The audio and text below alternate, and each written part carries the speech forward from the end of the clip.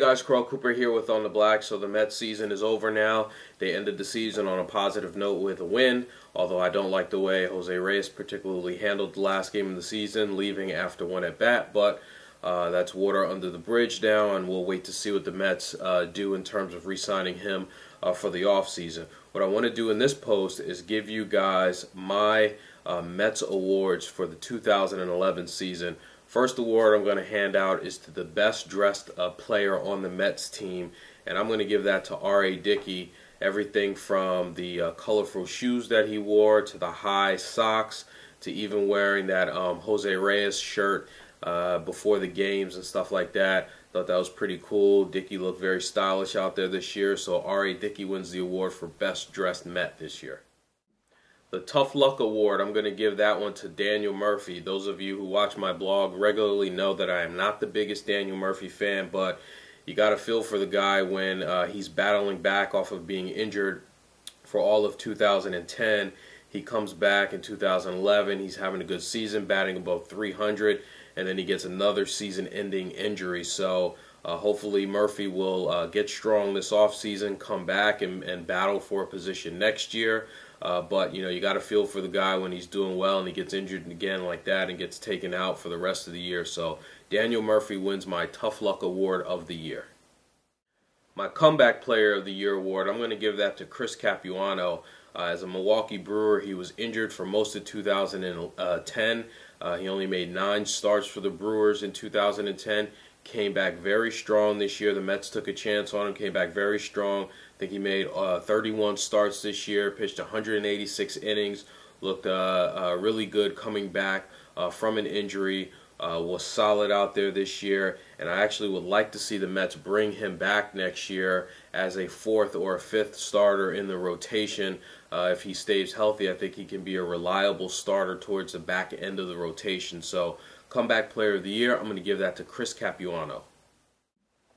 My Surprise of the Year, I'm going to give that to Justin Turner. We look every year to kind of see what player is going to come out of nowhere and have a decent year, and this year I think it was Justin Turner.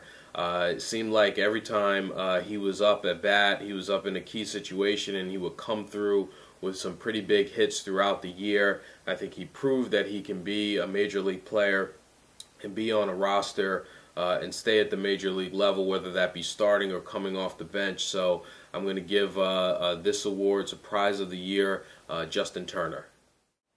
Underachiever of the Year, I'm going to give that one to Mike Pelfrey. Again, a lot of Mets fans, including myself, keep waiting for Mike Pelfrey to take the next step, turn the corner, be a front end of the rotation guy, and he just doesn't seem like he's getting there. I think he was like 7-13 this year, ERA over 4. Really pitched terrible his last game of the season this year as well too. So in a year where Johan Santana didn't pitch, in a year where we lost Chris Young early in the season, really needed Mike Pelfrey to take that next step, be a guy at the front end of the Mets rotation, and he just didn't do that. Mets have an interesting decision to make with Pelfrey this offseason, whether to bring him back or not. So we'll see what they do, but definitely Mike Pelfrey gets my Underachiever of the Year award. Most Improved, I'm going to give that to Ruben Tejada. It was really fun watching Tejada really develop before our eyes this year. The issue with Tejada has never been on the defensive end. It's always been offensively, and he ended the season with a nice hitting streak. I think he ended up batting something like 284 for the season and really looked good over the last month and a half of the season. And it'll be interesting to see, you know, if Tejada, I think the Mets want him to maybe put on a little bit more weight, bulk up a little bit, so that his body is durable enough to handle a 162-game season. It'll be interesting to see him come back next year. Hopefully the Mets will re-sign Reyes, and we'll be talking about Ruben Tejada competing for the second base job next year. But again, he was someone that was really fun to watch develop really right before our eyes at the major league level this year. He did have some moments where he showed his youth and inexperience, but you expect that from young players. But, you know, again, towards the end of the season, it was nice to see him starting to develop at the plate. So Ruben Tejada definitely gets the award for Most Improved Player for the Mets for 2011.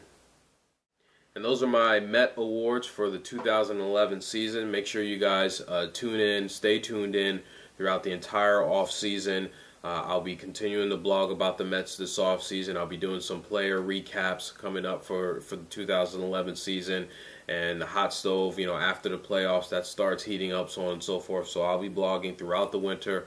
I want to thank you guys for all your support throughout the year, and hopefully you'll continue to watch my videos, and let's continue to talk Mets through the off season. Let me know what you guys think, and I'll talk to you soon.